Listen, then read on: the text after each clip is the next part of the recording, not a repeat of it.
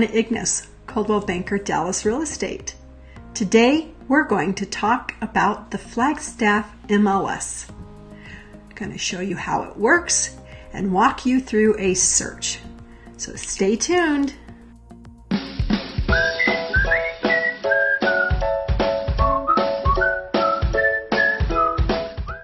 Well, before we go through how to use the Flagstaff MLS, I'm going to explain what an MLS is. An MLS is an acronym for Multiple Listing Service. The Flagstaff MLS is actually called Northern Arizona Multiple Listing Service. What that is, it's an electronic holding for all of the brokers in the community's listings. It's where we share information and cooperate and also give consideration or show how we're getting paid. As you know, a buyer's broker is getting paid through the sale of the property from the listing broker. So how it works is I'm going to walk you through how to do a search. We're going to actually search for a couple of properties, and I hope it makes it easy for you. So stay tuned. So the first thing we need to do is go to the Flagstaff MLS. You can see I'm going to type it in here. I've got it automatically populated because I go there a lot. When you open up Flagstaff MLS, it's going to pull up anything that has to do with that, and there's a ton. So what we're going to look for is the public MLS search, and that is this one right here. It says myflexmls.com. You open it up, and it's going to bring you to a generic page here, and it's going to show all of the listings in the Flagstaff MLS. You can see there's 1,204. We're not really looking for that many listings, so we want to filter. So we're going to go here, open it, and as you can see, it has the automated populated filter. We want to modify that. We want to get rid of anything that's not residential because we're not looking for multifamily. We're not looking for commercial or industrial. We're not looking for business opportunities. We're not looking for land or a residential lease. Then up here is another important segment. It's going to have your active contingency, and your pending backups. Well, we're only looking for truly active listings, so we're going to remove active contingency and pending take backup. So we've narrowed this down a little bit further, but we still have a few more boxes to fill out. So we're going to put in Flagstaff because we're not looking for Winslow or Holbrook or different areas. And if you live in the Flagstaff area or looking for it, you're going to find out that the average price point is about $380,000. So I'm going to start my minimum search at $300,000, my maximum search at $450,000, and that's going to give me an idea. Then our property types, what are we looking for? Are we looking for a single family residence? Yes. Are we looking for condominiums? Probably not. What about in a modular home? Maybe. We'll go ahead and put that in there. And then what about a manufactured? Maybe. And then last but not least, we're not looking for a mobile home, but we're looking for a townhome. Now we're going to put our minimum 3-bedroom, 2-bath, and we're not really going to put in a year in. So we're going to view listings. And you see this has changed. We now have 61 active listings. But there may be another criteria we want to filter out, and that is this one.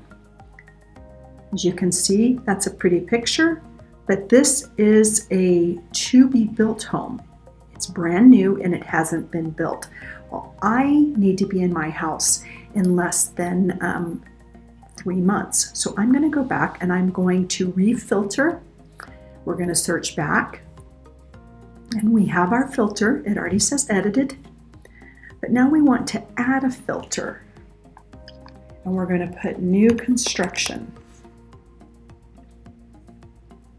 Make a selection, and we're going to check no. And then you can see it changed those listings to a much narrower 34 active non-new construction listings. You can go through these, and let's pick one. It'll give you an idea of what's going to look in there. This one here looks good. Looks like it's got a little bit of acreage. Well, it says it's a new listing. We know it's active. Right here's our square footage and our MLS number. When you're working with a realtor, which is your best way to find homes, you want to give them that number. That's what is their quickest response to finding a property, is putting in the MLS number. Right here, it tells you DOM, days on market, accumulative days on market. So maybe the listing was taken earlier and not put in right away. That would show a larger number there. This is our price per square foot. And here is the full breakdown. It shows the list date. It says it's a sale, not a lease. It's not new construction. And here's our agent's license number and broker license. This is going to tell you all about it. Your region is what area of Flagstaff it is. APN is your parcel identification for your tax ID. This is the area that realtors identify. This is an area 515, which tells me it's in Donny Park, Timberline area. As a public shopper, you might not know that. Here is your cross streets. It tells you if there's an HOA. This tells you the last year's taxes for 2019. You're going to have your general property description. It tells you what your seller is willing to accept for contract: cash, conventional, FHA, and VA. So let's say maybe the seller doesn't want to work with a VA or FHA buyer. They can choose to opt those out. Here are any documents that the seller is providing for the listing. What is an SPDS? Well, that's an acronym for Seller's Property Disclosure Statement.